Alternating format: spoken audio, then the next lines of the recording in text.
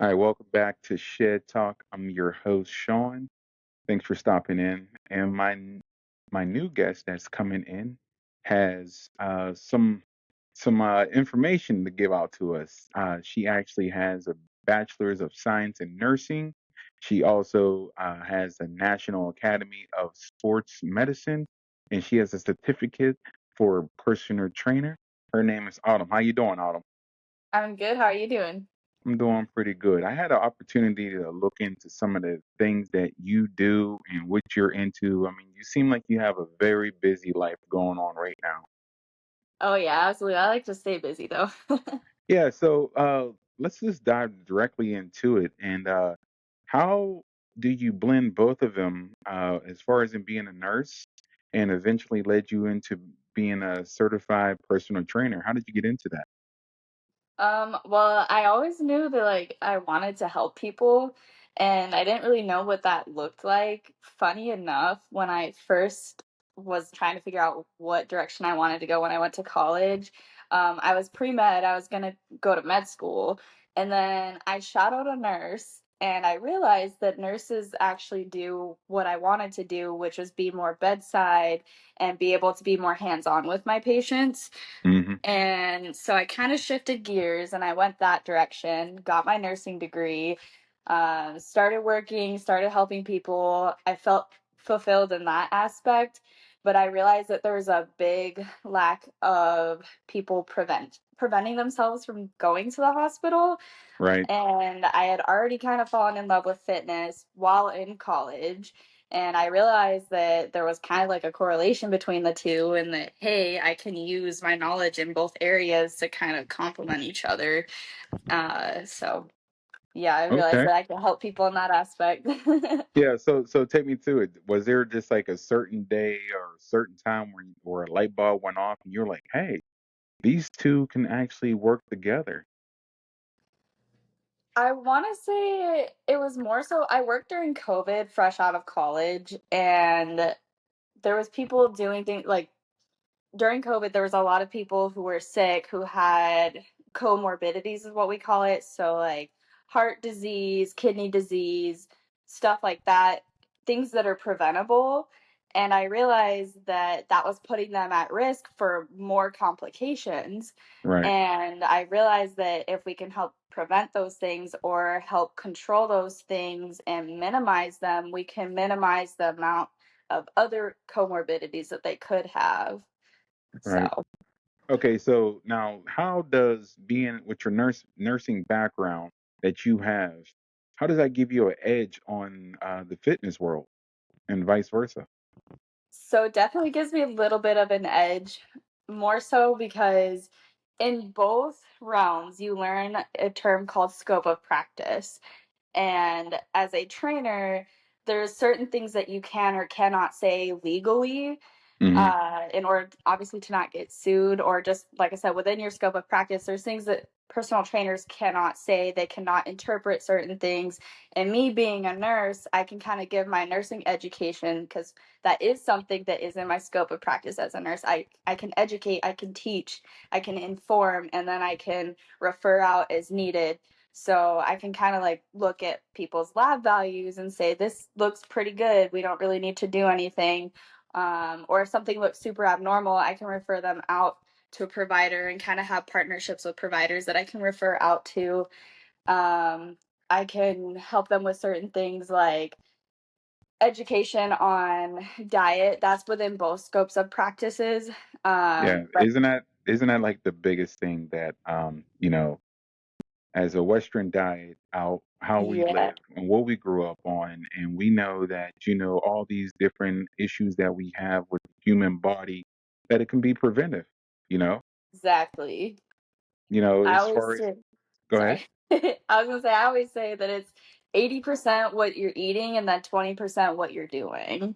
Yeah, isn't it crazy how like some people, not everybody, they I guess you could say they show up to the party kind of late to where they wait till their check engine light comes on Yeah, before they exactly. want to actually change their lifestyle. And I find it, just remarkable that individuals that choose to go down this lifestyle change, their bodies immediately respond to them, you know? Exactly, and it's so crazy because it's like, if they would've just done that in the first place, they would have never had, like you said, that check engine light come on, but a lot of people, like you said, they kinda realize that they're like, "Oh, this would've been way easier from the beginning Right, if I would've just right, done it," but right. better So late than never.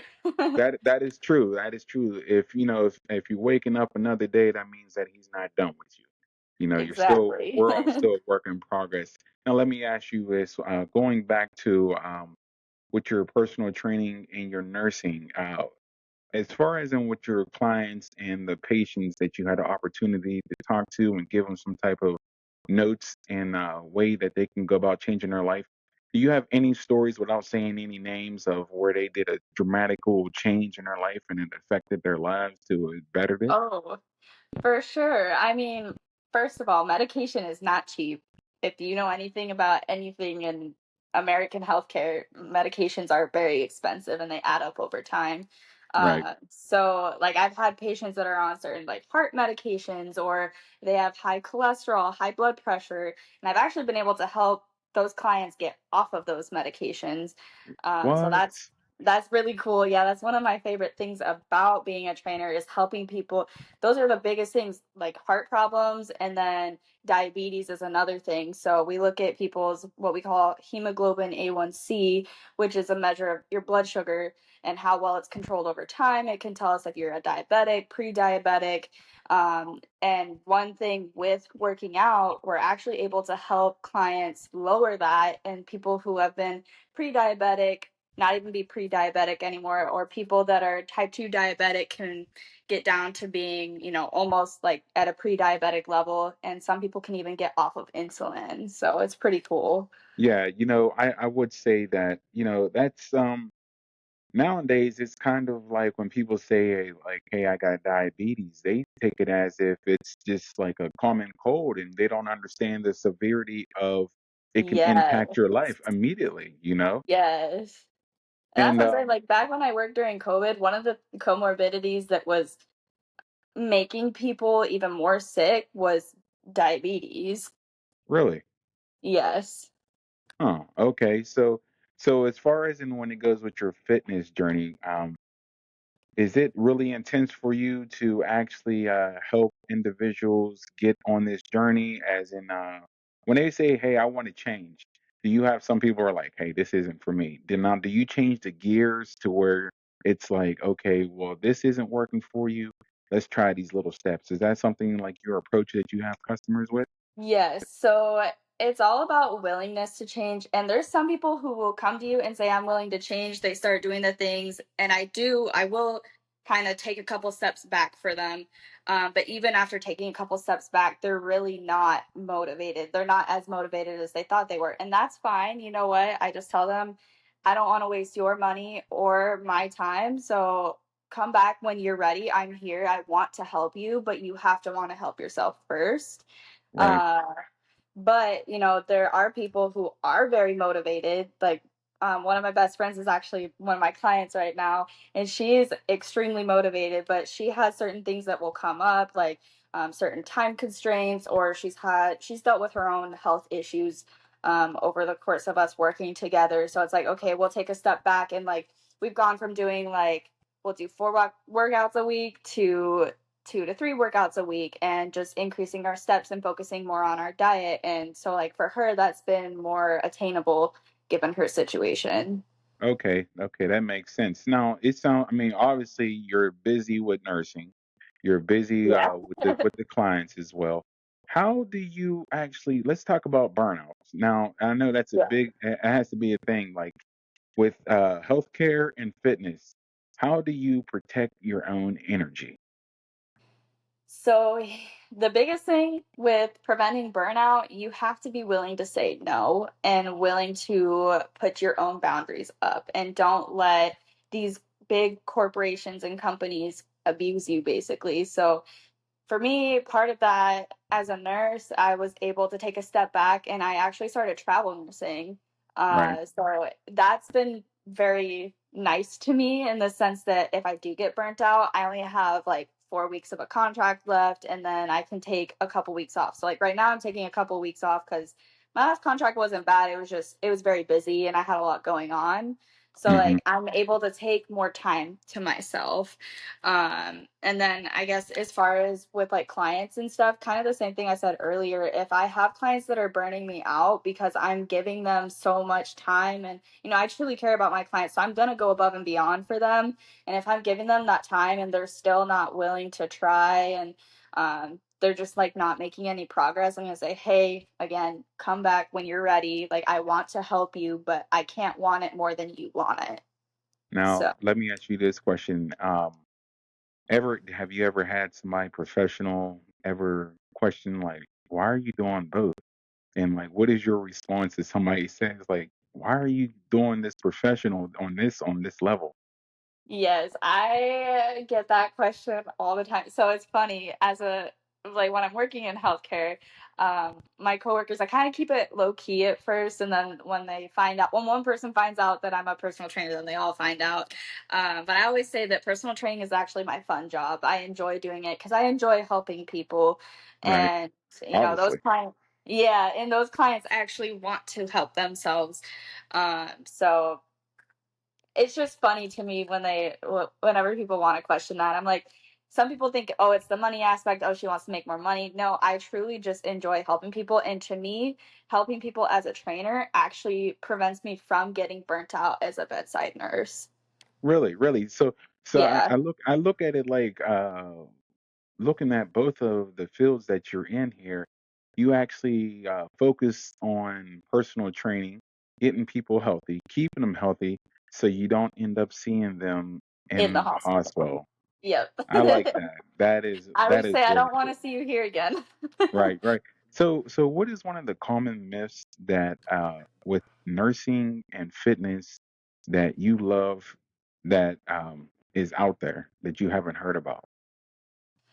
Like as far as like excuses that people will give, Yeah, or yeah. Like, what are some of the excuses that you know people hear this and you find out like, hey, that's not yeah. true. That's not true. I have a couple. Oh, go I ahead. have Let's a know. couple.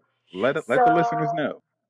let's see. The biggest one I get, well, there's two of them. So if I forget, remind me. One is people not wanting to get too bulky, and then one is people complaining about pain.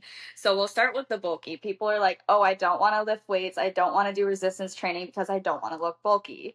Right, Well, that's a pretty big myth. It takes people years and years and years of consistent lifting, training super heavy, training till failure. And sometimes people will use PEDs to get to that point. But women who look bulky, a lot of times it's because they did sports their whole lives, or they just right, have the genetics to look like that. Not everybody has those genetics. right, And actually, building muscle and resistance training helps create a toned look, because what you're doing when you're building muscle, you're increasing what we call your basal metabolic rate, which is right. the number of calories that you're burning at rest. And Mm-hmm. having more muscle will burn more calories at rest. And it will Okay. in turn reduce your amount of body fat. So it will give you that toned look that people like. Okay. So with this information here, do you do competitions for bodybuilding or anything like that? So I am actually a competitive bodybuilder, but I do not currently train other bodybuilders. I would Okay. like to at some point, but the biggest thing, so I mostly do lifestyle clients and weight loss clients.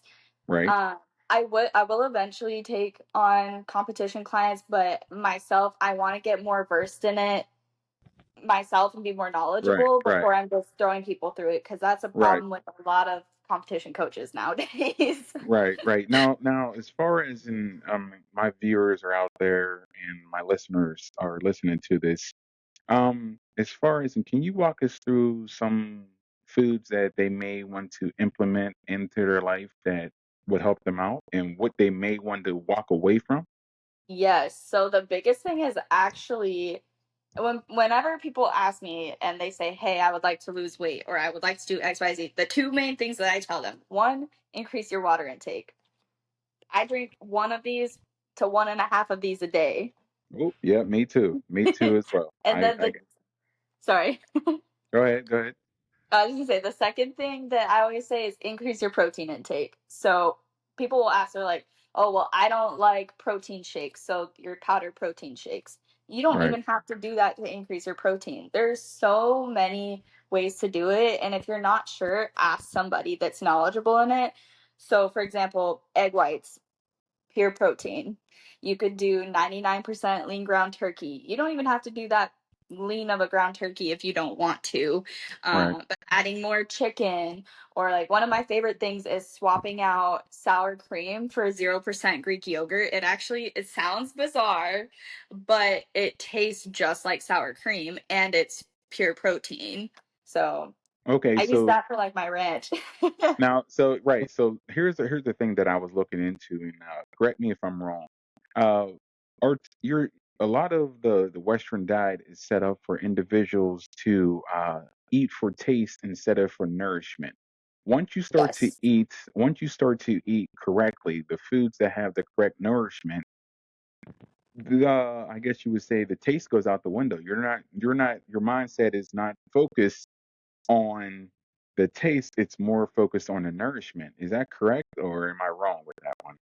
I mean, it's yes and no. Like, it kind of goes out the window, but you can make healthy foods, which I actually consider those normal foods. I don't like to label them as healthy because that's what I eat every day. But you can add, Real quick, what do you like? Just a little bit. What are some of the things yeah. that you implement that you eat? Oh my gosh. So, like in the morning, I usually, well, during off season, my favorite meal for breakfast is avocado toast. So I have like 2 pieces of sourdough bread.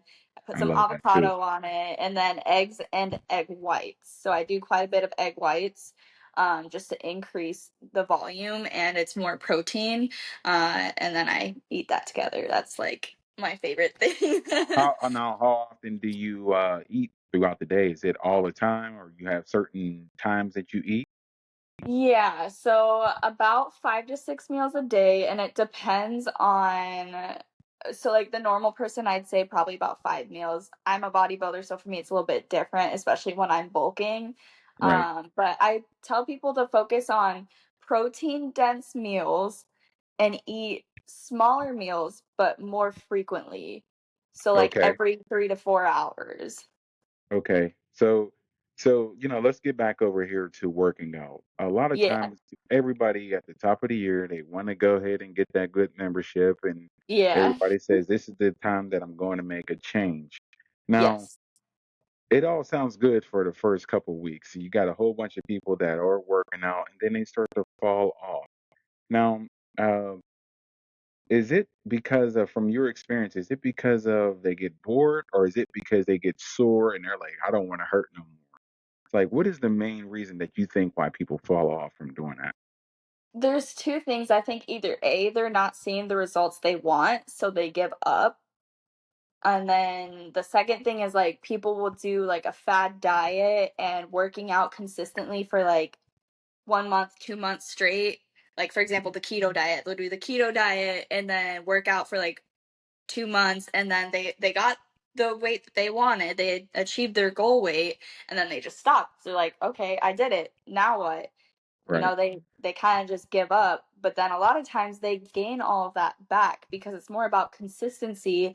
And I always tell people, like, don't even follow a fad diet. Like, that is going to burn you out of your fitness so quick, rather than just being, if you want to lose weight, be in a caloric deficit and then be eating a consistent high amount of protein, and you're gonna get there. Okay. So as far as in, it's like, the dad bods and they want to lose this weight and they want to get back into the shape. And what would you say is probably the best approach for, guys? I mean, they want to get bulkied up. They're already bulky, but they want to trim down. What would you say is the key thing to do besides taking in water? Protein intake Mhm. and cardio. You should be doing cardio about 30 minutes 3 times a week. 30 minutes 3 times a week. And that's from my nursing background, not even just as a personal trainer. That is something we learn in nursing Yeah, school. yeah, let's flip over to that side of it. Now, as Yeah. far as in the nursing side, why is that very important for that aspect? Yeah, so it's important because cardio is very good for training your heart Mhm. and to, I guess, build strong muscle in your heart so that you're able to function better, I guess, for Right, lack of a better term. Because if you have certain things like you have high blood pressure or you have a low heart rate, doing that will actually increase the amount of blood flow to the certain blood vessels that are in your heart. So there's a lot of science behind it, right. but it's very healthy to do it, and it will overall help your brain function and your heart, like I said. Okay, okay, that definitely sounds like very good information. Now, let me ask you this question here. Um, Whenever it comes to the fluid intake, how much did you say that a person should take in a day? What would you say that they need to take as a good amount? So I always say, like, try to aim for at least half a gallon to a gallon of water a day. Okay, okay, that definitely can actually help out. Hmm. Yeah, but some people, if they are only drinking like a cup of water a day and that's them on a good day. I would say start small, like don't overdo it, don't make yourself feel miserable. Do increase it to like 2 cups a day, or okay, so like some people will carry around, I don't have one handy right now, but like just like your water bottle or like a Stanley cup, or people have those little hydro jug things now. If you're Right, drinking right. one of those a day, okay, try to do two of those a day and then keep trying to increase it. Now, as far as in when it gets down to cutting that window daily. So say you got a long day at work, you come Yeah. home, you want something to eat, you eat something healthy, but sometimes we get up in the middle of the night to eat. What do you have advice for people that get up in the middle of the night and grab something to eat? Yeah, so I was actually a victim of this for a long time Hey, look, myself. I am the same way. I'm not gonna lie to you. I've been starting to do that little standby on to where I'll put like something small in the refrigerator that is healthy to eat Yes, if I do get up in the middle exactly. of the night. Yep. And that's what I tell people, even if it's not just the middle of the night, if you're throughout the day and say you're feeling snacky, Mhm. just period, grab something healthy. So go grab an apple. Are you willing to eat that apple? Yes or no? Yes. Right. Okay, I ate that apple. Am I still feeling snacky? Am I still feeling hungry? If the answer is still yes, then go ahead and have something. Satisfy that craving. Don't deprive yourself, because then you're going to end up binging on that later on. But say you get up and you start feeling snacky, you drink some water first, and then you reach for that apple and you look at it, you're like, actually, I don't feel like eating this. Then you know what? You weren't actually hungry. Maybe you were just thirsty. And I think that's a big issue. Is a lot of times people mistake their hunger cues for actually being thirsty or dehydrated. Now let me ask you this question. I looked it up online. Is there a large amount of individuals across the United States are dehydrated on a daily basis and we don't even realize it? Yes, the amount of people, and like as a nurse, the amount of people that I've realized by looking at their lab values are just probably walking around dehydrated, or they're low on electrolytes like potassium and magnesium just on a Mhm. daily is crazy. It's almost every single person I've came across. Why is that? Can you like what have y'all figured? I mean, obviously, like, it's not that easy, but what have you seen like what do you think? Why do you think that is that so many people are dehydrated? I mean, one thing, salt intake can dehydrate you, and our diet as Americans is very salt centric, if that makes sense. But also, just, first thing in the morning, most people aren't reaching for a glass of water as soon as they roll out of bed. They're reaching for what? Coffee. You're exactly right. That's one thing that I focused on. I switched over to the Mediterranean lifestyle. I wouldn't call it a diet because it's a lifestyle for myself. It is, yeah, exactly. And I would tell you that first thing that I do before, whenever I get up out of the bed, I grab a glass of water. I normally have one beside my bedstand, and it's normally it's I mean it's room temperature, and I'm okay with that. and it kind of makes me feel like it's the weirdest thing because when it goes through your body, you can actually feel it going through your organs, and Yeah. it's like kind of like, oh, my body was thirsty. It was Yeah. like, like, let me understand this right here. As far as in when it comes down to people that eat late at night, uh, when do you think there should be a window of cutting off eating before you go to bed? So I'm a very research focused person, and I've tried to do my own research on this. I still need to do some more research. Uh-huh. I used to say there's a cutoff time by like 8, 9 p.m. I should have my last meal. Whatever time you go to bed, just try to have your last meal in about 2 hours before that, is all I say. Okay.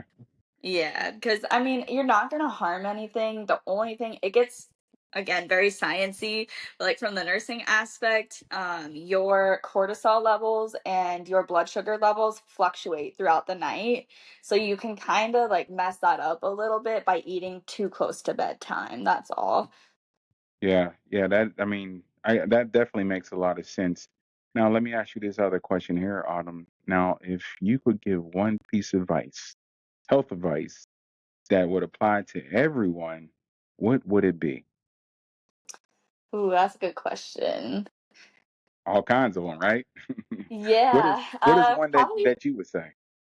I mean, like the biggest thing would just be stay consistent and don't give up because the consistency is what's going to show your health journey, your fitness journey is going to go like this. Mine's gone like this, mine's gone like this, and then it's gone like this before it Right, went back up. It's right. but overall, if you stay consistent, you're going to see the results you want. Like it It took me, I've been working out since 2016, and I am just now seeing the results that I wanted this whole time. Yeah, yeah, a lot of that's one thing that we look for, and it's not good. We look for that instant gratification. We're Yes. we're like, I go to the gym, I need to see results before I get to the house that same Yeah. day. You know, and I and feel and that. right, right, right. I mean, that's what we would like. And when we look in the mirror at the gym, I kind of feel like, we want to see something, but from your experience, would you say it takes some time and it's all case by case basis on when you will see those results? Yes, it's very case by case, and I always tell people the faster you get the results you want, the faster you'll probably lose it. So, like I was saying with the fad diets, if you follow that diet for 2 months and you get the results you want, and you start eating the way you were before, you're going to gain all that back. But if you take the time to lose it slowly over time, Right. then it's going to stay off. Yeah. I mean, that's the thing is that you got to change your input of as far as in your food goes, and you got to stay hydrated. Now, let me ask you this other question right here. What is next for you? Is there any other certifications you're going for? Any goals? Ooh. Any projects that you're working on? So there's a couple things. One, I would like to get I actually have a background in nutrition just from college, but I never finished my minor in it. So I would like to get my nutrition certification. But eventually I will be going back to school to get my nurse practitioner, and I would like to open up a health clinic, like a more of like a weight loss clinic, Right. or like a med spa with a weight loss clinic in it as a Mhm. nurse practitioner. And I'm kind of a nerd. I really want to focus on our genetics and how that can vary on a case by case basis. And say you have patient X, and patient X is able to lose weight and keep it off. And then you have patient Y, and patient Y is not able to lose half as much as patient X. Okay, Mhm. let's look at their genetics. What is different about their genetics? What are genes that we can switch on or off? Or how can we tailor their workouts or tailor their weight loss program to their specific genetics? So I eventually want to go that route, but it's going to take a lot of schooling and time. But I'm all about it and I love research. So, Yeah, you definitely diving deep into this information here. Now, as far as yeah. you were talking about the genetics, and that's something that you want to look into. Now, Yeah. is it to where like I hear a lot of times people say, "Well, it runs in my family. It runs in my family. It runs in my family." And then you'll meet some people in families that have no issues that other family members have. Like in my Yeah. family, we high blood pressure runs very deep, supposedly in the family. Now Yeah. I always was like, "Oh, you know what? Whenever I get to this age, I know I'm gonna have high blood pressure." But Yeah. knock on wood, I haven't been down that road yet. Now, is Hey. that some is that a marker, or is that a myth? Or people say, "Oh, it's just in my family." Like, can No, you I break mean that it's down for us? not. Yeah, like it's not a myth that genetics do play a big role in that, and I'm kind of the same way. High cholesterol runs in my family, so I've been getting my cholesterol checked since I was like 16 years old because that's how bad my dad's is. Right. But you can take the preventative measures to prevent yourself from getting to that point. And I hit that point myself where I was like, I don't want to go down that road. I don't want to have high. My dad also has high blood pressure. I don't want to go down the road of having to take all those medications. And that's why I was like, okay, what can I do now to prevent that? And for me, that was like working out. And that's when it all started back in 2016, was kind of that realization of like, it doesn't have to be like that. Like just because I'm at risk for it Mhm. doesn't mean that it has to be that way. Yeah, And yeah, then I if get it that. does happen, at least I was trying to prevent it. You know what I That mean? is that is true. That really is true. Now, if individuals want to be able to get a hold of you and want to obtain your services, do you have anything available online services? Because not everybody lives in the same area. Yes. So I actually just launched my online coaching program. So I can definitely send you over that information. It's basically like having a personal trainer. It's just all online, and I actually utilize an app now. Right. So I would basically have people fill out my intake form. I would make sure we're a good match because that's also important, making sure that you're in alignment with your potential future trainer. Mhm. And then I put the workouts on there. I can give you meal guidance if you need it, or if you want macros, I can do that too. And then we can tailor things as needed. I do weekly check-ins with my clients and then monthly video calls. That is awesome. That is awesome. Yeah, I will definitely make sure that this is available on the bottom of this episode on here, that where they'll be able to click on it and be able to get a hold of you. Are you on any social media sites that you would like for them to get a hold of you on, or anything like that? Yeah, so they can get a hold of me wherever. I'm both on TikTok and Instagram, and my link tree is in both of those, and you can actually get to each of them from that link tree. So, Awesome, awesome, awesome. You know what? Hey, this is a lot of good information, and I love the fact that you have the visual of the medical side of it, and yeah, also the natural way to take care of your health side of it. yes, So like yeah, a lot of people aren't looking for that shot or that pill to take to do that. They want to actually put the work in. yeah, And you seem to be the person that can, hey, I can point you in the right direction, the natural, good way yes. to get your health in the right perspective. That's And awesome, yeah, Autumn. I personally think it's more rewarding to do it that way as well. But Yes, I mean everything it's always better when it's natural.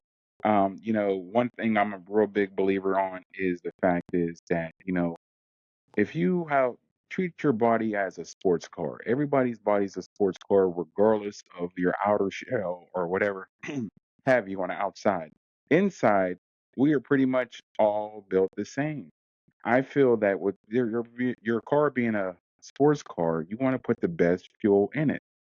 So hmm, when you're putting the correct fuel in that vehicle, the vehicle is going to run better. If you're doing all this junk foods and junk stuff like that, you're going to if you eat like crap, you're going to feel like crap. If you eat exactly. good, you're going to feel good. I think it has something to do with your mental as well. Yeah, and it's that goes along with like eating to fuel yourself. Like if you eat a bag of Doritos and then you go work out, ask yourself, how do I feel right now? How is Right. my body feeling? If I eat chicken and rice before I go work out, okay, how am I feeling? Do I feel like I have more energy to continue my workout? So, Mm-hmm. Mm-hmm. That is so good there. Hey, Autumn, I appreciate you taking the time to come over here and talk to me here on the show. yes. This is great Thanks for having me. information. And again, all the links will be available for everybody to get a hold of Autumn so that she can help you on your health journey if you have any questions. and she's open to new client bases. So yeah, we'll go from there. Sweet, thank Hey, you. hey, thank you, Autumn, for coming on. And this is Sean on Shed Talk, and we are out. See y'all.